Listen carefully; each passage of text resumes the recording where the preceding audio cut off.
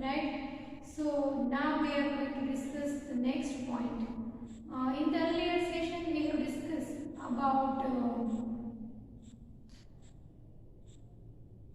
how to prepare nitroparaffins, means nitration of paraffinic compounds, paraffinic hydrocarbons. By that preparation we have discussed by two ways, in gas phase and in liquid phase, right? Liquid phase nitration and gas vapor phase nitration. એટલે કે ગયા સેશનની અંદર આપણે એ પેરાફિનિક compounds, પેરાફિનિક hydrocarbons જે હોય એનું nitration લીધું હતું વેપર ફેઝમાં અને લિક્વિડ ફેઝમાં, બરાબર?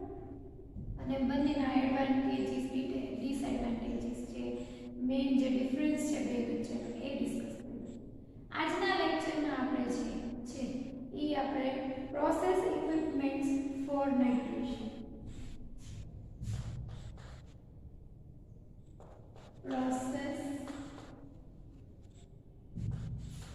equipments for technical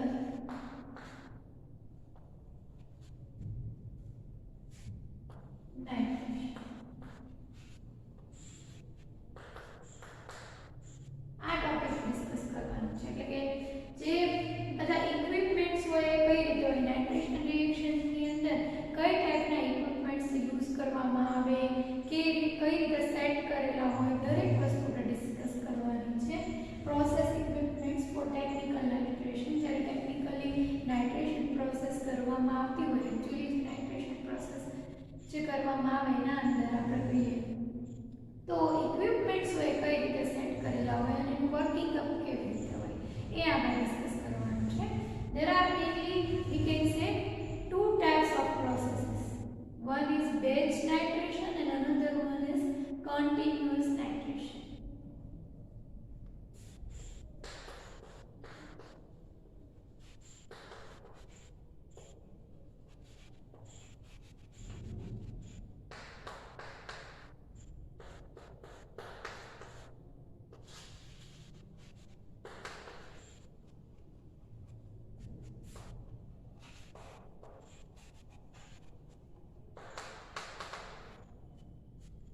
batch nitration છે અને કન્ટિન્યુઅસ નાઇટ્રેશન, બંને પ્રકારની રિએક્શન જે એ કરવામાં આવે છે, મતલબ કે બંને પ્રકારની ટેકનિક એ યુઝ કરવામાં આવે છે. મીન્સ બેચ નાઇટ્રેશન એ કરવામાં આવે છે અને કન્ટિન્યુઅસ નાઇટ્રેશન પ્રોસેસ પણ એ જે છે એકચ્યુઅલી યુઝ થતી હોય છે, બરાબર? બંનેના નામ ઉપરથી ડિફરન્સ તમને ખ્યાલ આવી જાય છે. મેઇનલી તમારે પેપર જે છે એ ઇંગ્લિશમાં લખવાનું છે, એટલે વધારે આપણે ઇંગ્લિશના અંદર કન્વર્સેશન એટલા માટે કરીશું કે એનાથી તમારું રાઇટિંગ પ્રેક્ટિસ ઉપર ભાર પડે. વધારે જે વર્ડ્સ તમે સાંભળશો, સમજશો તો તમને પેપરમાં લખવામાં ઈઝી પડશે. માટે and then I will explain in Gujarati also. ગુજરાતીના અંદર તમને સમજાવીશું જેથી તમારી અન્ડરસ્ટેન્ડિંગ એ ક્લિયર થાય, બરાબર? એટલે કે આજે આપણે પ્રોસેસ ઇક્વિપમેન્ટ્સ નાઇટ્રેશન રિએક્શન માટે થઈને જે ટેકનિકલ નાઇટ્રેશન રિએક્શન માટે છે, એટલે કે નાઇટ્રેશન કરવામાં આવે એનું સાધન કેવું હોય, ઇક્વિપમેન્ટ કેવું હોય, એનું આખું સેટઅપ કેવું હોય એ ડિસ્કસ કરીએ છીએ. બટ બે પ્રકારની જે નાઇટ્રેશન હોય એ કરવામાં આવતા હોય છે, બેચ નાઇટ્રેશન અને કન્ટિન્યુઅસ નાઇટ્રેશન. નામ ઉપરથી તે તમને ખ્યાલ આવી જાય, બેચ નાઇટ્રેશન અને કન્ટિન્યુઅસ નાઇટ્રેશન. બેચ નાઇટ્રેશનની અંદર બેચ વાઇઝ જે છે એ તમે કહો તો ઇનિશિયલ જે મટીરીયલ હોય, બરાબર, રિએજન્ટ્સ ને જે બધું જ હોય એ બેચ વાઇઝ સેટ કરેલું હોય. એક બેચ પછી પ્રોડક્ટ મળી ગઈ, એમાંથી પછી બીજી બેચ મૂકવામાં આવે, એના માટે અગેન પાછું ન્યુલી વેઇંગ અને મેઝર્ડ બધું જે મટીરીયલ હોય એને આપણે કહીએ રિએક્ટન્ટ્સ હોય એ દાખલ કરવામાં આવે, રિએક્શન કરવામાં આવે અને તમને at the end of reaction second બેચની પ્રોડક્ટ મળે. પછી થર્ડ બેચ, બેચ વાઇઝ એટલે કે લોટના અંદર અલગ અલગ જે લોટ હોય એના અંદર એ તમારી રિએક્શન એ કરવામાં આવે, right? And in continuous nitration, from the one side continuous addition of reactant and from the another side you will get continuously a product.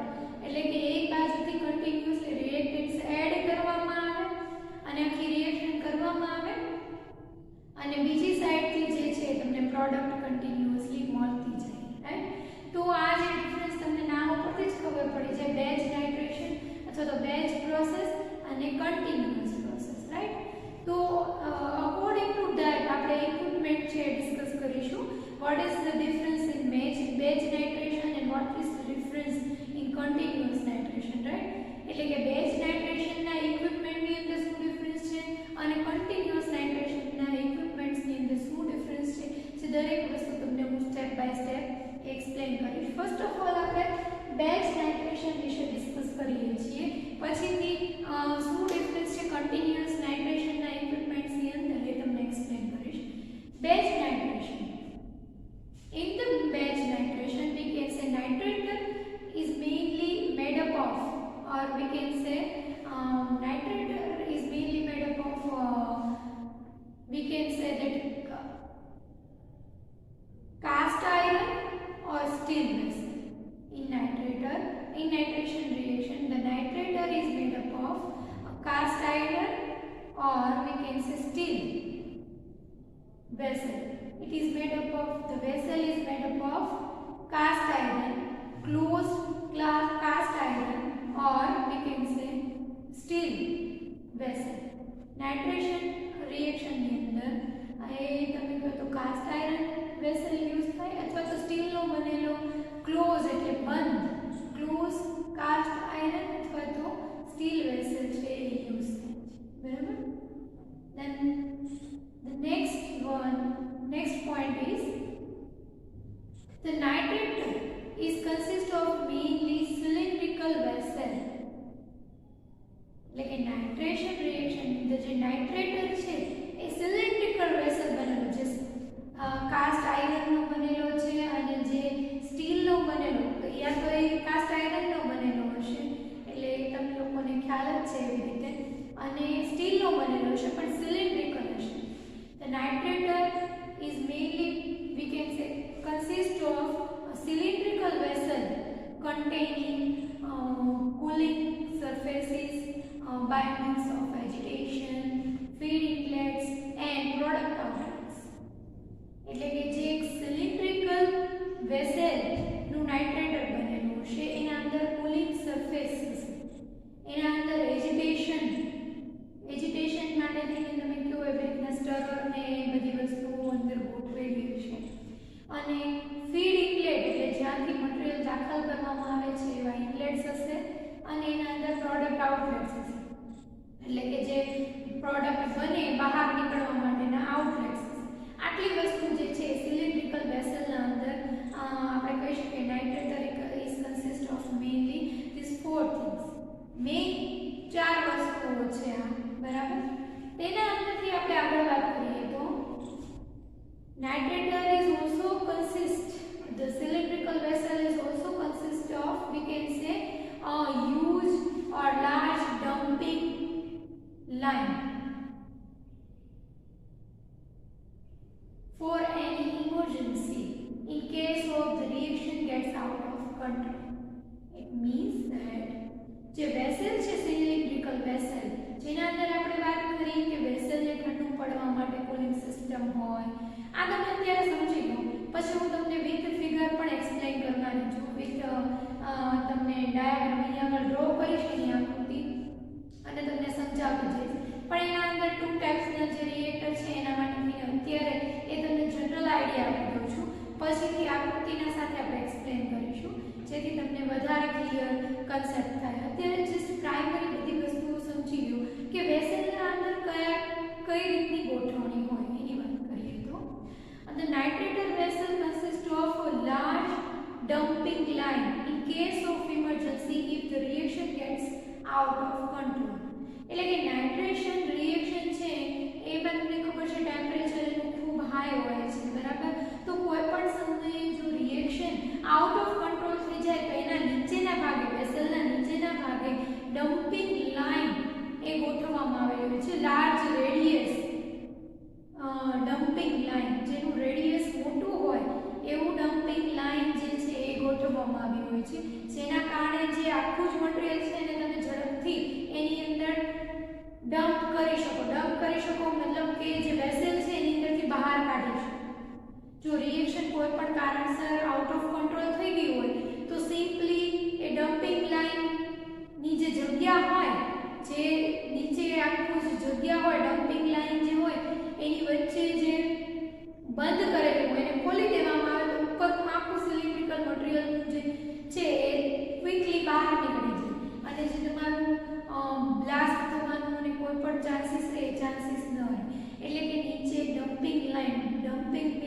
જે મટીરિયલ છે ને ઝડપથી બહાર કાઢવું, વેસલની અંદરથી બહાર કાઢી નાખવું, તો એ બહાર નીકળી જાય એના માટે નીચે quick dumping line having a huge diameter, મોટા ડાયામીટર વાળી એવી એ ડમ્પિંગ લાઇન ગોઠવેલી હોય, જેનાથી આખો જે ચાર્જ છે, જે રિએક્શન મટીરિયલ છે એ ઝડપથી ક્વિકલી બહાર નીકળી જાય, બરાબર.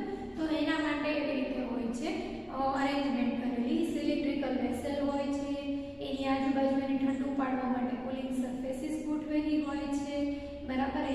એની અંદર બાય મીન્સ ઓફ વેજીટેશન હોય છે, ફીડ ઇનલેટ હોય છે, પ્રોડક્ટ આઉટલેટ્સ હોય છે, અને તેના સાથે સાથે ક્વિક ડમ્પિંગ લાઇન્સ પણ તેના નીચેના ભાગે અટેચ કરેલી હોય છે, બરાબર.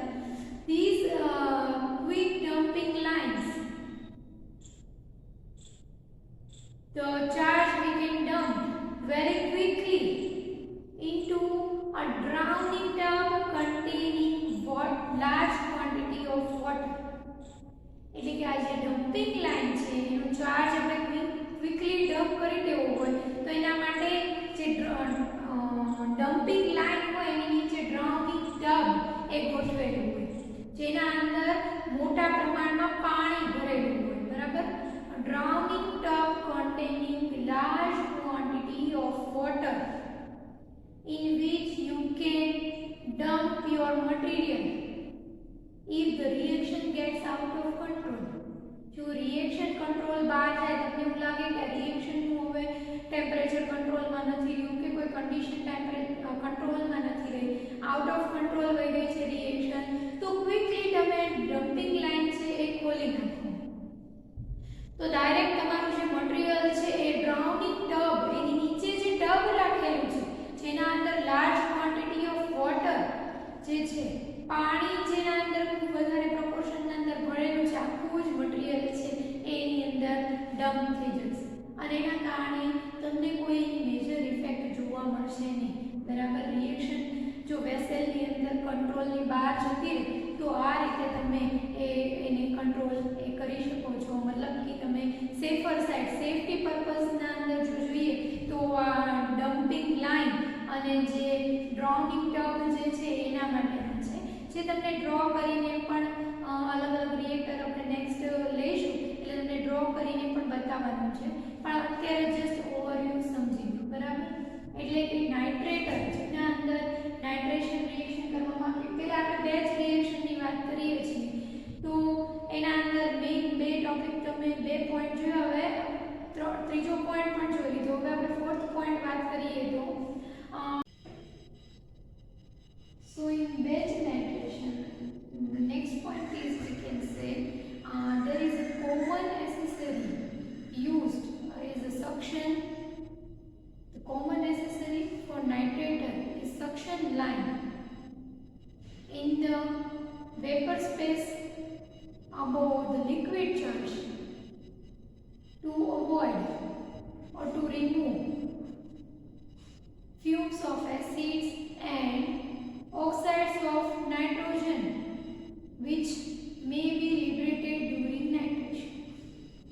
એટલે કે એના સિવાય એક જે કોમન એસેસરી મૂકવામાં આવે છે એ છે ઉપરના બાજુએ સક્શન લાઇન, લિક્વિડ ચાર્જ જે તમારું છે વેસલની અંદર એની ઉપર એક સક્શન લાઇન મૂકવામાં આવે છે, જે આપણે કન્સન્ટ્રેટેડ એસિડ્સ યુઝ કરીએ છીએ નાઇટ્રેશનની અંદર તો એ એસિડની ફ્યુમ્સ રિમૂવ કરવા માટે, બરાબર, અને ઉપરાંત નાઇટ્રોજનના ઓક્સાઇડ્સ હોય એ રિમૂવ કરવા માટે થઈને ઉપર એક સક્શન લાઇન એ મૂકવામાં આવે છે, જે કોમન એસેસરી છે બંનેના અંદર કન્ટિન્યુઅસ અને બેચ નાઇટ્રેશનના અંદર તે કોમન એસેસરી યુઝ કરવામાં આવે છે. Means that common accessory is used in nitrator is suction line on the vapor space above liquid charge to avoid fumes of acid, or we can say vapors of acids and oxides of nitrogen which may be liberated during nitration. Right? Nitration process દરમિયાન જે liberate થાય એ fumes acid માટે suction line એને લેવા માટે suction line જે છે ઉપર ગોઠવવામાં આવે.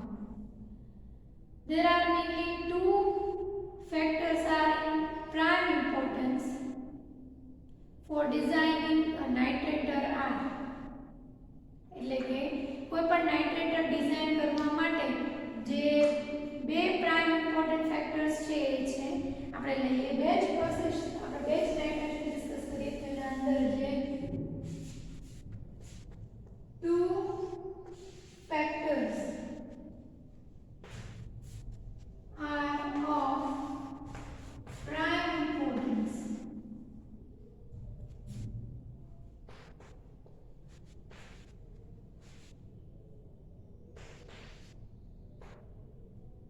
For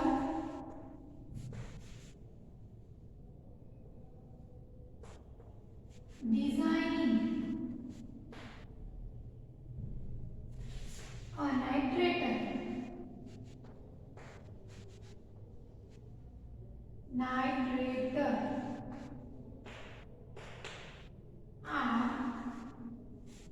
એટલે કે નાઇટ્રેટરને ડિઝાઇન કરવા માટે જે ધ્યાનમાં રાખવામાં આવે એવા બે જે મહત્વની વસ્તુઓ છે એ છે first one is the degree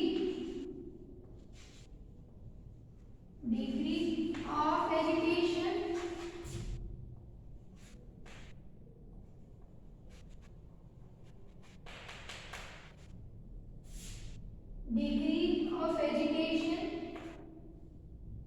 and second one is the cooling of temperature, or we can say cooling system.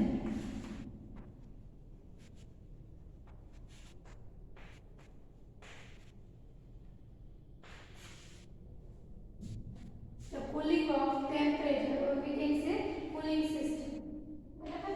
એટલે કે નાઇટ્રેટરને ડિઝાઇન કરવા માટે જે બે મહત્વની વસ્તુઓ કે બેચ નાઇટ્રેશન પ્રોસેસની વાત કરીએ છીએ બરાબર, જેના અંદર બેચ વાઇઝ નાઇટ્રેશન કરવામાં આવતું હોય તો એનું આપણે આખું પ્રોસેસ ઇક્વિપમેન્ટ લઈએ છીએ જેના અંદર ફર્સ્ટ ટુ લાસ્ટ આપણે બધી જ વસ્તુઓ વન બાય વન ડિસ્કસ કરી કે નાઇટ્રેટર છે એ સિલિન્ડ્રિકલ વેસલનો બનેલો હોય છે જેના અંદર mainly cast iron closed glass cast iron અથવા તો સ્ટીલનો યુઝ થાય છે. મોડર્ન પ્રેક્ટિસની અંદર અત્યારે આપણે કહીએ તો માઇલ્ડ જે કાર્બન સ્ટીલ હોય એ યુઝ થાય છે. મોડર્ન પ્રેક્ટિસની અંદર માઇલ્ડ કાર્બન સ્ટીલનો બનેલો હોય છે જે સિલિન્ડ્રિકલ વેસલ હોય છે.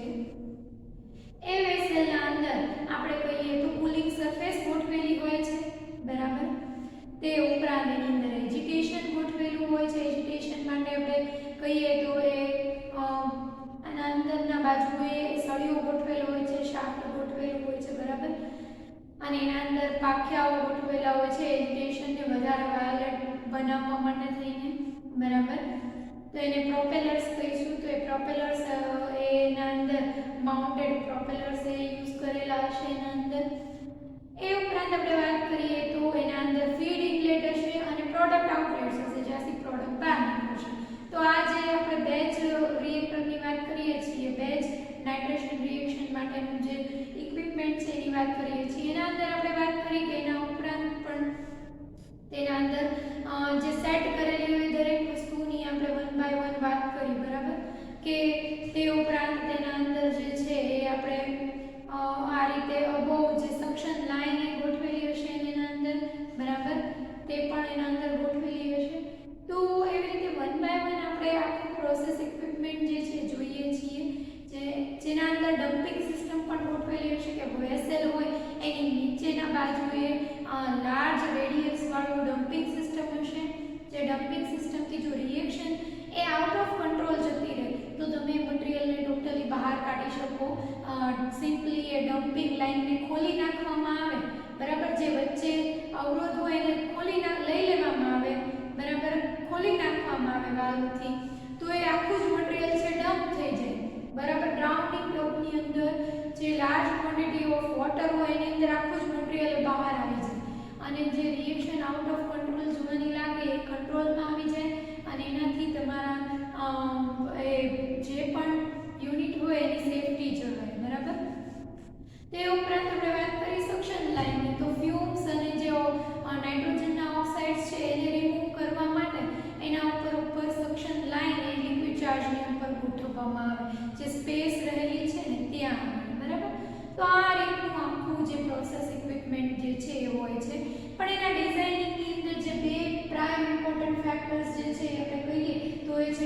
of agitation and the cooling temperature. બરાબર, એટલે કે કુલિંગ સિસ્ટમ જે છે ડિગ્રી ઓફ એજિટેશન ની વાત કરીએ કે કેટલી ડિગ્રીથી એનું એજિટેશન જે છે એ થવું જોઈએ, એ વલું આવવું જોઈએ, તો એની વાત કરીએ તો એ છે degree of agitation should be enough, we can say sufficient, must be sufficient એમ કહેવાય ને, તો એ સારા પ્રમાણમાં એને હલાવવું પડે છે, કેમ કે નાઇટ્રેશન રિએક્શનની અંદર આપણે દરેક કન્સન્ટ્રેટેડ એસિડ યુઝ કરીએ છીએ, રિએક્શન છે એ હાઈલી એક્ઝોથર્મિક છે, તો એના મટીરિયલને vigorously we can say, or we can say even violently it should be agitated during the nitration process. બરાબર, to avoid local overheating and for making a smooth reaction. એટલે કે કોઈ પણ એક જગ્યાએ ટેમ્પરેચર વધારે ન રહે, કોઈ પણ એક જગ્યાએ ટેમ્પરેચર ઘટી ન જાય, થ્રુ આઉટ ધ વેસલ એ આપણે કહીએ તો ટેમ્પરેચર ઇવન રહે, એના માટે the degree of agitation is very important. It must be efficient or sufficient, we can say, or in another word we can say even it will be violent. ખૂબ ઝડપથી પણ હલાવવામાં આવે તો પણ એ જરૂરી છે. Degree of agitation should be, we can say, violent in another words. એટલે કે કોઈ એક જગ્યાએ લોકલ ઓવરહીટિંગ ન થઈ જાય, બરાબર, કોઈ એક જગ્યાનું ટેમ્પરેચર વધી ન જાય, because during the nitration process there are triangles, spots created, બરાબર, નાઇટ્રેશન પ્રોસેસિંગ દરમિયાન એવા સ્ટ્રેંગલ સ્પોટ્સ બને છે which could lead to overheating at a particular space. Nitration રિએક્શનની અંદર એવા સ્પોટ્સ બને છે કે જે ઓવરહીટિંગનું કારણ બને, એ ન સ્પોટ બને એના માટે degree of agitation A high હોવું જોઈએ, બરાબર, એ વાયોલન્ટ હોવું જોઈએ, બરાબર, એટલે કે વધારે એવું વ્યવસ્થિત એ અંદર હલાવવું જોઈએ. એના માટે વર્ટિકલ શાફ્ટ ગોઠવવામાં આવે with propellers, right, with mono propellers which we can say mounted with that vessel. એ વેસલના ઉપરના ભાગે એને જોડાણ કરેલું હોય એવો વર્ટિકલ શાફ્ટ ગોઠવેલો, એના અંદર પ્રોપેલર્સ ગોઠવેલા હોય, અને એ રીતની આખી રચના એ કરવામાં આવે છે. તમને આકૃતિમાં પણ વધારે સારી રીતે, પહેલાં તમે આખી મેથડ છે એ સમજી લો, પછી તમને આકૃતિ અને પર્ટિક્યુલર બે ટાઈપના રિએક્ટર આવે છે એના એક્ઝામ્પલ સાથે તમને ડિટેલમાં એ સમજાવવામાં આવશે, બરાબર. તો two factors are of prime importance. એના અંદરનું ફર્સ્ટ ફેક્ટર છે the degree of agitation, એટલે કે એને આખી રિએક્શનની દરમિયાન કન્ટિન્યુઅસલી એના અંદર જે સ્ટરિંગ એજિટેશન જે છે કન્ટિન્યુઅસ થવું જોઈએ, બરાબર. એના માટે થઈને જે પણ આખી રચના ગોઠવવામાં આવે વાયોલન્ટ હોય તો પણ ચાલશે, પણ કોઈ પણ એક જગ્યાએ ઓવરહીટિંગ ન થઈ જાય, નહીં તો રિએક્શન આઉટ ઓફ કંટ્રોલ જશે, બરાબર. તો એ રીતનું જે છે એ રચના એ આખી થવી જોઈએ. હવે આપણે વાત કરીએ ધ કુલિંગ ઓફ ટેમ્પરેચર, બરાબર. ટેમ્પરેચરને આપણે ઓછું કેવી રીતે કરીએ, એટલે કે કુલિંગ સિસ્ટમની વાત કરીએ તો for cooling temperature, or if we are talking about the cooling system, then it contains we can say coils of tubes containing cold water or brine circulated during the whole process surrounding that vessel. એટલે કે વેસલની આજુબાજુએ cooling calls tubes જે છે એ ગોઠવેલી હોય છે, જેના અંદરથી ઠંડુ પાણી અથવા તો બ્રાઇન એને કન્ટિન્યુઅસલી સર્ક્યુલેટ કરવામાં આવે છે, જેના લીધે વેસલનું ટેમ્પરેચર એ વધી ન જાય. એને વેસલનું ટેમ્પરેચરને ઠંડુ એ રીતે કરવામાં આવે છે, બરાબર.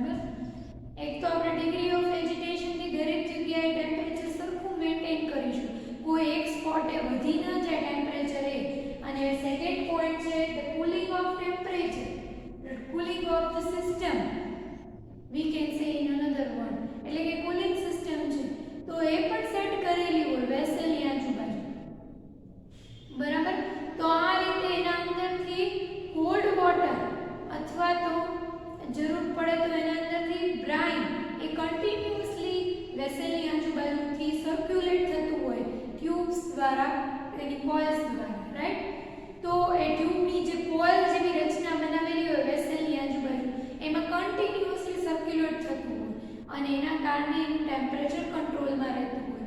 કેમ કે તમને લોકોને ખ્યાલ છે એવી રીતના nitration reaction is highly exothermic and we are using all concentrated acids during reaction. We have discussed this all safety precautions in the starting. આપણે દરેક પ્રિકોશન્સ ની વાત શરૂઆતના લેક્ચરની અંદર ડિસ્કસ કરેલી જ છે, બરાબર. તો એ રીતે આ પ્રાઇમ ઇમ્પોર્ટન્ટ જે પોઈન્ટ હોય તો એ આ બંને છે cooling system. In another way we can say cooling system is also very compact, so we can adjust it in anywhere in vessel, right. cooling system જે છે એ કોઇલ્સ ના ફોર્મમાં બની જાય છે, ખૂબ કોમ્પેક્ટ બની જાય છે, જેના લીધે પણ એનો જે તમે એક એડવાન્ટેજ કયો કુલિંગ સિસ્ટમનો જે એડવાન્ટેજ કયો તો advantages are it is compact, so you can adjust in anywhere in vessel, right. અને બીજી વસ્તુ જે છે એનો ડિસએડવાન્ટેજ જોઈ ગયો તો it is very difficult to clean, કોઇલના ફોર્મમાં છે, ક્લીન કરવું અઘરું છે અને એના અંદર જે છે એ એના અંદર ક્ષારણ લાગી જાય છે, તો એ જે કુલિંગ સિસ્ટમ છે એનો ડિસએડવાન્ટેજ છે, બરાબર. એનું જે કોરોઝન સ્કેલિંગ એના અંદર અમુક જગ્યાએ ક્ષારો પણ જામી જાય છે, તો scaling problem occurs in cooling system. Scaling થઈ જાય એટલે કે ક્ષારનું જમા થવું એના કુલિંગ સિસ્ટમના પાર્ટ્સ ઉપર, એને આપણે શું કહીએ છીએ સ્કેલિંગ, બરાબર. તો એ એનો ડિસએડવાન્ટેજ પણ છે. એડવાન્ટેજની વાત કરીએ તો આ એડવાન્ટેજ એ છે કે ટેમ્પરેચરને ઇઝીલી કંટ્રોલમાં લઈ આવે છે, બરાબર. બીજું એ કોમ્પેક્ટ છે તો કોઈ પણ જગ્યાએ એને એડજસ્ટ કરી શકશું આપણે, અને કુલિંગ સિસ્ટમ છે એટલી સ્ટ્રોંગ છે, બરાબર, એટલી આપણે એને વિગોરસ એના અંદર તમે જો સર્ક્યુલેશન ખૂબ ડિગ્રી ઓફ સર્ક્યુલેશન આપણે જે કહીએ ખૂબ હાઈ છે, એના કરતાં કુલિંગ છે ખૂબ ઝડપી થાય છે, જે કોઇલના ફોર્મમાં એ ઇક્વિપમેન્ટના અંદર સેટ થયેલું હશે એના લીધે. એટલે આ બે જે છે એડવાન્ટેજીસ છે, કોમ્પેક્ટ છે અને કુલિંગ એ ખૂબ સારા એવા પ્રમાણમાં કરી શકે છે. અને ડિસએડવાન્ટેજ છે તો જે એના અંદર સ્કેલિંગ પ્રોબ્લેમ છે, ક્ષારનું જમા થવું અને ક્લીનિંગ પ્રોબ્લેમ જે છે ઇઝીલી ક્લીન કરી શકાતી નથી, નોટ ઇઝી ટુ ક્લીન, બરાબર, જે એના ડિસએડવાન્ટેજ છે કુલિંગ સિસ્ટમમાં. The another point is in case of cooling and if we want to heat the vessel, બીજા કોઈ કેસીસની વાત કરીએ, નાઇટ્રેશન રિએક્શનની વાત ન કરીએ અને બેચ પ્રોસેસ કોઈ બીજા કોઈ માટે થતી હોય તો એના અંદર જો હીટ કરવી હોય સિસ્ટમને તો અંદરથી હોટ વોટર પાસ કરવામાં આવે, જે સેમ સિસ્ટમ જે કોલ્સ ટ્યુબ્સ જે છે એના અંદરથી હોટ વોટરને પાસ કરવામાં આવે અથવા તો વેપરને પાસ કરવામાં આવશે, વોટર વેપરને પાસ કરવામાં આવે, જેના અંદરથી અંદરનું ટેમ્પરેચર એ વધે, બરાબર. તો આ રીતે જે સિસ્ટમ છે એનો તમે ઠંડુ પાડવા માટે પણ ઉપયોગ કરી શકો છો અને કોઈ બીજી રિએક્શન હોય તો એને ટેમ્પરેચર વધારવા માટે પણ તમે યુઝ કરી શકશો. તો આ જે દરેક જે છે એડવાન્ટેજીસ આપે છે, બરાબર. Two factors are of prime importance for designing નાઇટ્રેટરને ડિઝાઇન કરતી વખતે આ બે ફેક્ટર જે છે એ ખૂબ જ મહત્વના છે, the degree of agitation and the cooling of temperature, બરાબર. અથવા તો કુલિંગ ટેમ્પરેચર પણ તમે કહી શકો છો, અથવા તો કુલિંગ સિસ્ટમ પણ તમે કહી શકો છો, બરાબર. તો આ જે દરેક વસ્તુ છે નાઇટ્રેટરને ડિઝાઇન કરવા માટેની વાત કરી. So now we will see about continuous nitration process. We have discussed about batch nitration. Now we are going to discuss about continuous nitration.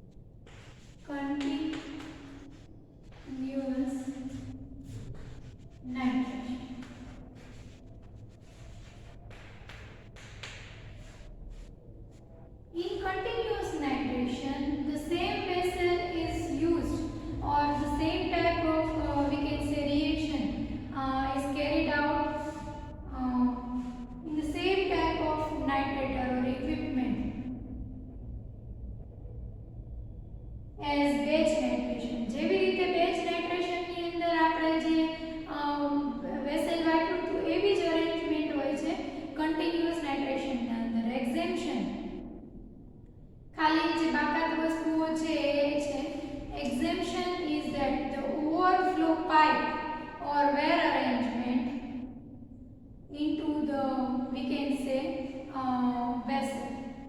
Overflow pipe એ એક નથી હોતો બેચ નાઇટ્રેશન ની અંદર, એટલે કે વેર અરેન્જમેન્ટ જે છે for, we can say, withdrawal of continuous withdrawal of product and continuous feed of reactants. કેમ કે continuous process ની અંદર, continuous nitration process ની અંદર આપણે એક સાઈડ થી continuously reactant એડ કરશું અને બીજી સાઈડ થી continuously આપણને પ્રોડક્ટ મળશે. તો જે ઓવરફ્લો પાઇપ છે એ બેચ નાઇટ્રેશન ની અંદર સેટ કરેલો હોતો નથી, અથવા તો કે જે વેર અરેન્જમેન્ટ આપણે કહીએ છીએ એ, બરાબર.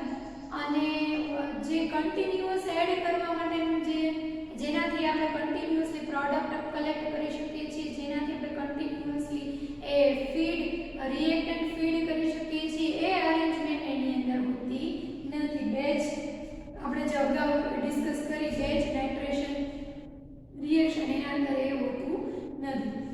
કન્ટિન્યુઅસ રિએક્શન ની અંદર આટલો જ ડિફરન્સ છે. Same type of vessel, same type of equipment is used in continuous process as batch process. બધું જ સેમ હોય છે, ખાલી ઓવરફ્લો પાઇપ અને થોડી વેર અરેન્જમેન્ટ જે છે એ ડિફરન્ટ હોય છે.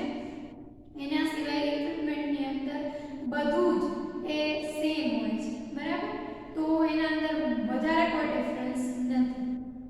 Now we will discuss about, we will see first that what is the difference in batch nitration, or we can say batch process, or what is the advantage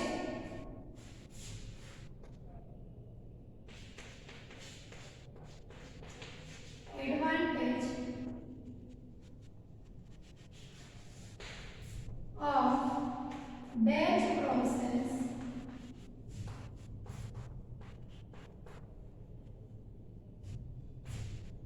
in compared to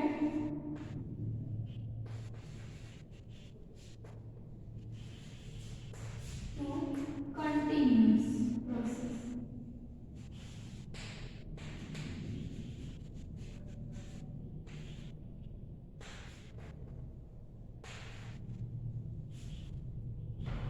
એટલે કે batch process કરવાનો ફાયદો શું છે? Continuous process કરતા જો batch process કરીએ તો શું બેનિફિટ રહેશે આપણને? બે મેથડ વચ્ચે શું ડિફરન્સ છે? જો એડવાન્ટેजेस ની વાત કરીએ, ફાયદાની વાત કરીએ તો એ શું છે? તો જો બેચ પ્રોસેસ વાપરવામાં આવે, બેચ પ્રોસેસથી એ નાઇટ્રેશન રિએક્શન કરવામાં આવે, તો સૌથી પહેલા તો બેચ પ્રોસેસ છે સ્પેસિફિક છે. બેચ વાઇઝ તમે કન્ડિશન્સના અંદર ચેન્જ કરી શકો છો if you get any trouble in the first nitration, બરાબર. ફર્સ્ટ પ્રોસેસના અંદર જો તમને કોઈ પ્રોબ્લેમ થઈ હોય તો સેકન્ડ બેચ લો તો એની પ્રોસેસની અંદર you can make changes in process into the next batch while using batch processes. Continuous પ્રોસેસની અંદર એ પોસિબલ નથી, કેમ કે કન્ટિન્યુઅસ પ્રોસેસ એકવાર તમારી ચાલુ થઈ ગઈ તો એ આખી જ પ્રોસેસ પૂરી થાય પછી તમે બીજું જ્યારે આખું જ પ્રોસેસ કરવાના હોય ત્યારે તમે ચેન્જ કરી શકો છો, બરાબર. જ્યારે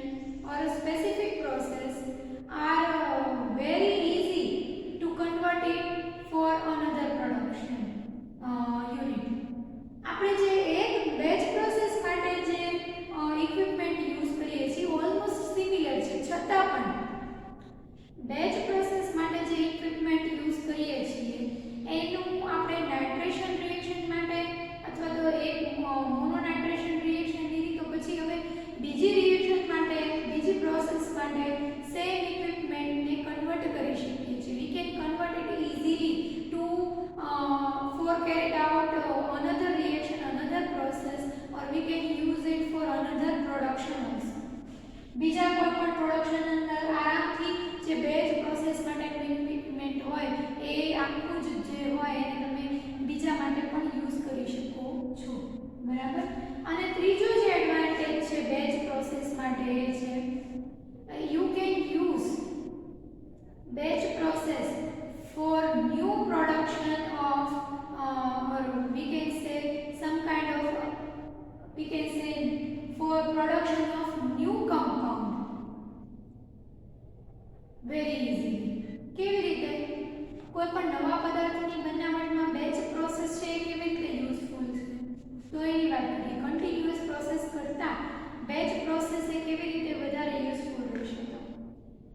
તમે જે નવી પ્રોસેસ છે એના અંદર નવું કોઈ પદાર્થ તમારે બનાવવો છે, નવું પ્રોડક્શન લેવું છે કોઈ પણ પદાર્થનું, બરાબર, તો એના અંદર બેચ વાઇઝ તમે કન્ડિશનના અંદર ચેન્જ કરી શકો છો.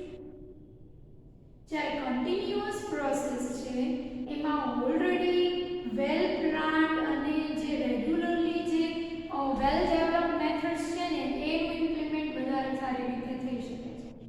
ઓલરેડી જે શોધાયેલી જે મેથડ છે જેનું ઇમ્પ્લિમેન્ટેશન રેગ્યુલરલી થતું હોય એ કન્ટિન્યુઅસ પ્રોસેસના અંદર સારું રિઝલ્ટ એ તમે કહો છો તો એ થઈ શકે. જ્યારે નવું કોઈ કમ્પાઉન્ડનું પ્રોડક્શન હશે તો એના અંદર બેચ પ્રોસેસ યુઝફુલ રહેશે, કેમ કે તમે you can make change batch wise. તમે બેચ વાઇઝ તમે એની ઉપર રિસર્ચ કરી શકો છો, તમે એના અંદર ચેન્જીસ કરી શકો છો. જ્યારે કન્ટિન્યુઅસ પ્રોસેસની અંદર એ પોસિબલ નથી. એકવાર તમે આને કન્ટિન્યુઅસ પ્રોસેસ છે ને એ ઓટોમાઇઝડ પણ છે, ઓટોમેટિક છે. એક સાઈડથી કન્ટિન્યુઅસલી મટીરીયલ એટલે કે જે રિએક્ટન્ટ છે એનું એડિશન થયા કરે છે અને બીજી બાજુથી પ્રોડક્ટ વિડ્રોવલ થયા કરે છે, ઓટોમાઇઝ છે, બરાબર. જ્યારે બેચ વાઇઝ હોય તો એક બેચ લીધી, પછી ઈની વેસલની અંદર બીજી બેચ લીધી, પછી ત્રીજી બેચ લીધી. એવી રીતના batch wise you can make changes in conditions for production of new compound. જેના માટેની મેથડ સેટ થયેલી નથી, તમે નવી જ મેથડ શોધવાના છો, નવી પ્રોસેસ શોધવાના છો, તો કોઈ પણ નવા કમ્પાઉન્ડની બનાવટની અંદર બેચ પ્રોસેસ એ બેનિફિશિયલ રહેશે. કન્ટિન્યુઅસ પ્રોસેસ એ ઓલરેડી સેટ મેથડ્સ હોય, કોઈ પણ ઓલરેડી એવી શોધાયેલી પ્રોસેસ હોય અથવા તો એવી શોધાયેલા કમ્પાઉન્ડ હોય, શોધાયેલી મેથડ્સ હોય, એના માટે કન્ટિન્યુઅસ પ્રોસેસ એ યુઝફુલ છે. New production for new compound continuous process are not useful, we can say in another word. So these all are advantages of batch processes, or you can say these way batch processes are very important in compared to continuous process for these examples. હવે આપણે એવા example discuss કરવાના છીએ, મતલબ કે continuous પ્રોસેસનું importance batch process કરતાં કેવી રીતે વધારે છે એનું ડિસ્કસ. હવે આપણે જે છે એ advantage of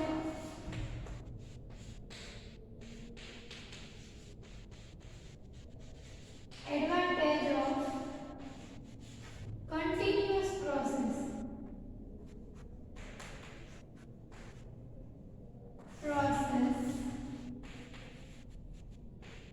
in compare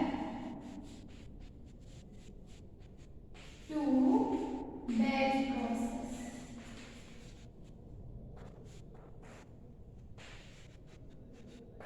A discuss કરીશું.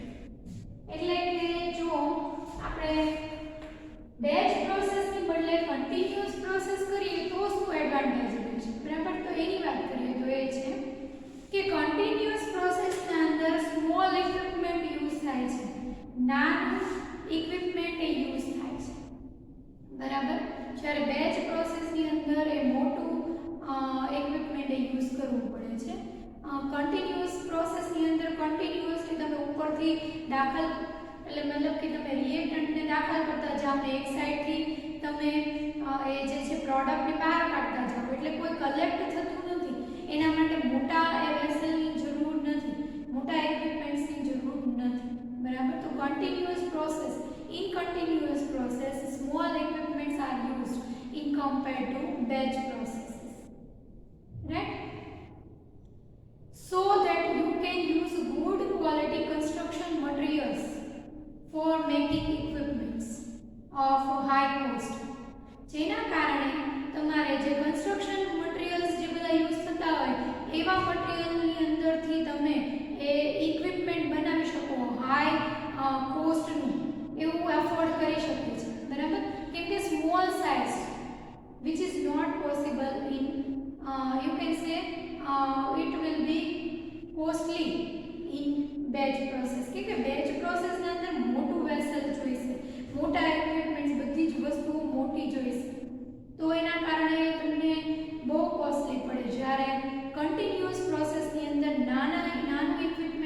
હોવાના લીધે તમે સારી ક્વોલિટીનું યુઝ કરો તો પણ તમને એટલું બધું કોસ્ટલી પડશે નહીં.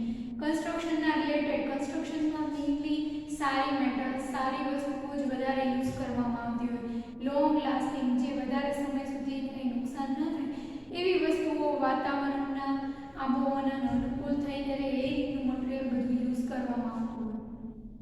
તો એ ક્વોલિટીનું તમે યુઝ કરો કન્ટિન્યુઅસ પ્રોસેસની અંદર તો પણ હાઈ ક્વોલિટીનું હાઈ કોસ્ટનું હોય તો પણ અફોર્ડેબલ રહેશે. બરાબર, તો એ આપણે ઇન્ડસ્ટ્રીના કન્સેપ્ટમાં વાત કરીએ છીએ. બરાબર, તો આ જે છે એડવાન્ટેજ છે કન્ટિન્યુઅસ પ્રોસેસનો. બીજું જે એડવાન્ટેજ છે continuous પ્રોસેસનો, in continuous process because of small size small materials are released during that process, means hazardous materials જે હોય એ પણ ઓછી ક્વોન્ટિટીના અંદર એના અંદરથી લિબરેટ થશે at a time, so you can also control that. બરાબર, તો આ જે છે એ કન્ટિન્યુઅસ પ્રોસેસના બેચ પ્રોસેસની કમ્પેરમાં એડવાન્ટેજ છે અથવા તો યુઝફુલનેસ જે છે ઉપયોગિતા જે છે એ કહી શકાય. તો આપણે જે આખું જ આજે એ નાઇટ્રેશન પ્રોસેસ, બેચ નાઇટ્રેશન અને કન્ટિન્યુઅસ નાઇટ્રેશન એનું પ્રોસેસ ઇક્વિપમેન્ટ્સની વાત કરી. હવે નેક્સ્ટ સેશનના અંદર with diagram or with figure I will explain you the whole process, and in that there are two type of nitrators are used, Schmidt nitrator and BAC nitrator, right, or you can say BAC nitrator are used for continuous process. So we will discuss